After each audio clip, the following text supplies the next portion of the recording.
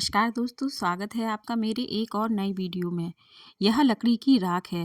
राख का उपयोग जैविक उर्वरक के रूप में पौधों को जरूरी पोषक तत्व प्रदान करने के लिए किया जाता है।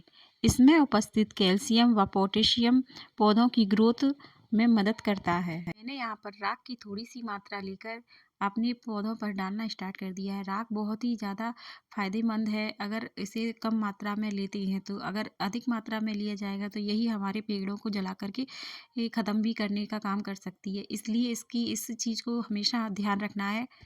जब भी हम पौधों में इस तरह से राख दे रहे हैं तो उसको राख देने के बाद पेड़ को अच्छे से हम चारों तरफ गुड़ाई का काम करेंगे। गुड़ाई करने से क्या है, जो बाहर जो हमने राख डाली है वह अच्छे से हमारी मिट्टी में मिल जाएगी और जो भी हमारी मिट्टी का फंगस वगैरह होता है वो सब हट जाएगा। लकड़ी के जलने के बाद जो बचा हुआ सफ़ेद भूरा अवशेष होता है उसे ही राख कहती हैं। इसमें कैल्शियम पोटेशियम के अधिकतर पौधों के लिए आवश्यक कई पोषक तत्व मौजूद होते हैं। साथ ही इसमें मैग्नीशियम, फास्फोरस और सल्फर भी आमतौर पर लकड़ी की राख में पाए जाते हैं, जो पौधों के लिए अच्छे होते हैं। पौधों के पत्तों पर या तनों में कीड़े लग जाए तो राख को छिड़क देने से वह मर जाते हैं। उर्वरक के रूप में लकड़ी की राख का उपयोग लंबे समय से किया जाता रहा है। सीधे तौर पर मिट्टी में अच्छी तरह से मिलाकर इसका उपयोग एक जैविक उर्वरक के रूप में किया जा सकता है। बस इसके उपयोग की मात्रा को हमेशा हमें ध्यान रखना है और जब भी हम इसमें दें तो हमेशा इसे बिखेर कर, छिड़क कर या अन्य पानी में मिलाकर भी दे सकते हैं। लेकिन पानी में मिलाकर देने से क्या होता है कि जो लकड़ी की राख होती है वह गीली होने पर लाई और लवण बनाती है।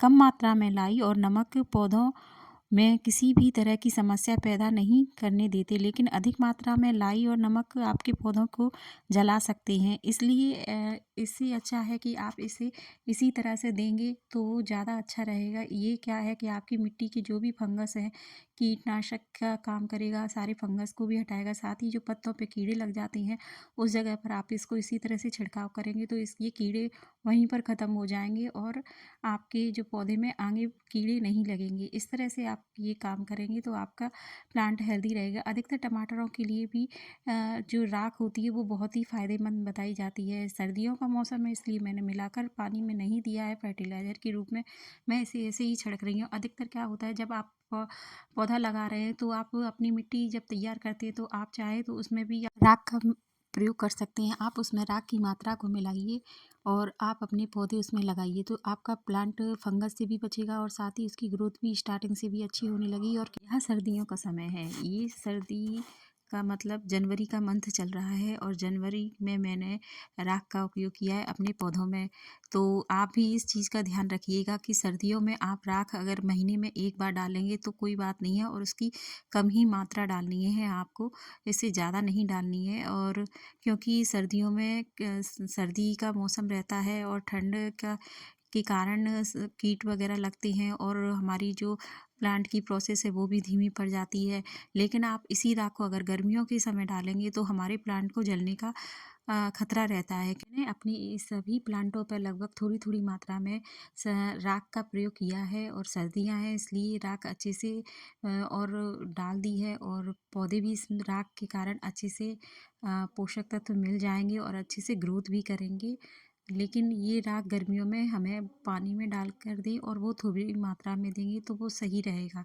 तो बस इसी चीज़ को ध्यान रखना है, जब भी हम राख डालें और बस उसमें थोड़ी सी ऊपर से गुड़ाई कर दें। गुड़ाई कर दें तो क्या है ना, मिट्टी में जो पोषक तत्व हैं राख के वो अच्छे से मिल जाएंगे और जब भी हम कभी पानी देंगे तो वो पोषक तत्व मिट्टी के सहारे से पानी देते समय जड़ों में अच्छे से पहुंच जाएंगे। तो बस यही प्रोसेस थी, आपको ये समझानी थी। पता नहीं आपको समझ में आ गई होगी। वैसे यही प्रोसेस करते समय बस इतनी छोटी सी बातों का ध्यान रखते जाइए तो आपके पौधे बहुत ही अच्छे ग्रोथ करेंगे, हेल्दी रहेंगे और अच्छे से फूलेंगे भी, फलेंगे भी।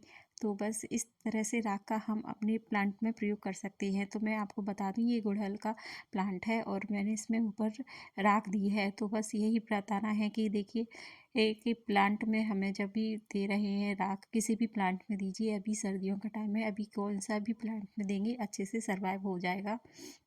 बस ये मैंने ऊपर रख दी है, बस इसको हल्के हाथ से गुड़ाई कर देंगे तो ये अच्छे से सर्वाइव होगा और प्लांट अच्छे से ग्रोथ भी करेगा। और आपके पेड़ों में कीट वगैरह भी नहीं लगेंगे और साथ ही फंगस का अटैक भी नहीं रहेगा। तो आपको मेरी यह जानकारी कैसी लगी? अगर अच्छी लगती है तो प्लीज़ वीडियो को लाइक कीजिएगा, कमेंट कीजिएगा और सब्सक्राइब ज़रूर कीजिएगा। Thank you for watching my video.